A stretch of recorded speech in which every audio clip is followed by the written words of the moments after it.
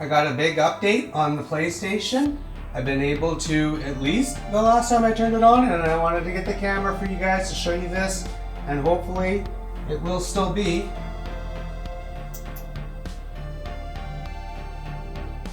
And I'll explain to you guys what I've done, because a lot of it was off camera and I've had to do a lot of research, and there were a few things that I've tried, and I'll tell you what it eventually was, and there you go.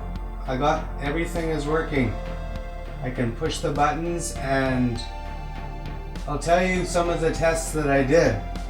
I read that to determine if you had power on your ports, on your joystick ports, you can use a analog controller, and if you push the button, the light should turn on. So I was excited to try that. I was reading some things at work and wanted to do this test, and I confirmed it. And what I also confirmed with this test is that the fuse adapter that I had made for this to repair the fuse that was blown on the circuit board, I was able to verify that works, because if I remove the fuse, I no longer have the functionality of the LED on the controller. So that repaired the fuse, which was a problem, and we were able to repair it temporarily. I'm going to get the parts to fully repair that now. But I had also read about some Zener diodes. There's 7 of them on there, and I had read one guy's post who had the same symptoms and the same problems, and that same fuse was blown on his, and then 3 out of those 7 diodes tested weird on the board and failed when you removed them, and they're very tiny little Zener diodes that are on the board, quite small. And to remove them is the only way to properly test them, but I was able to come in and test them and had the exact same readings on all of them, so I was confident they were all okay. And then I even wrung out the ribbon cable that's here, pin by pin. There's 10 of them or so there, and I rang them all out. That was all good. So I really wanted to get a closer look at the controller ports. I had downloaded some schematics and everything for the boards too, and got the pinouts and test points, and found where ground, and there's a 3.3 and an 8 volt rail on each of these controllers, and I was able to test it. I had my 3.3, which was probably only available with the fuse. I didn't test that with or without, but I confirmed the fuse was working with just by using the controller and seeing that it did have power. So everything was really checking out, and of all the ideas that I came home from work today with, which was a few, and a couple that I was certain could be the problem, especially those Zener diodes, I was going to have to repair or order some parts to test that, or I could test them without the parts, with parts to repair. But they were testing good, so I really wanted to get a closer look at this controller module. And what it was, or ended up having to do, was because it's so enclosed in there and you can't really get access to much, and you still can't even, but I had to remove the shrouding piece. But before I removed it, I could see down inside there's another diode on that board, a Zener diode, and it actually looks familiar. I believe it's a 1N4148, and I think I might have read that too, which is a common diode that I've used in the past on doing Xbox 360 JTAGs. I believe it was when I used those before.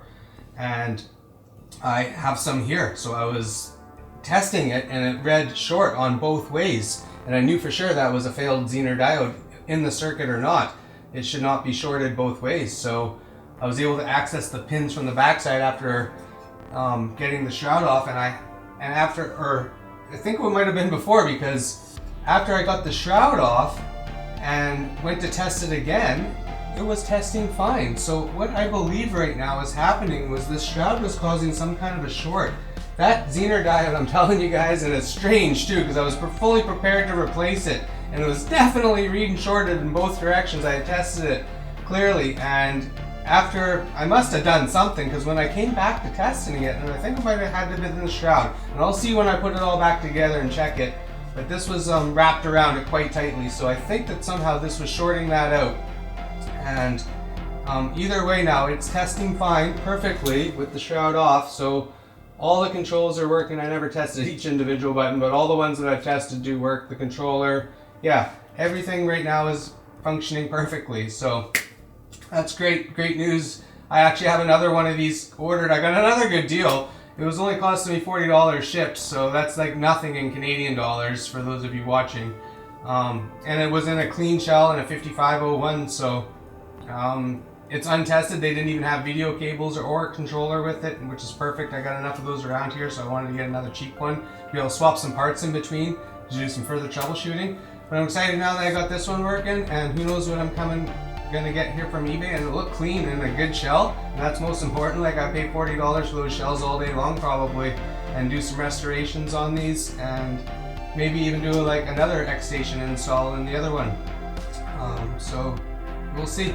Lots of projects coming down in PlayStation anyways, because we got a working one finally, and I'm going to put an X-Station into this because the CD module wasn't even working. So this was a completely busted down PlayStation. I still got to solder in. I got to order the new fuse to replace this temporary one that I'm using with this fuse holder.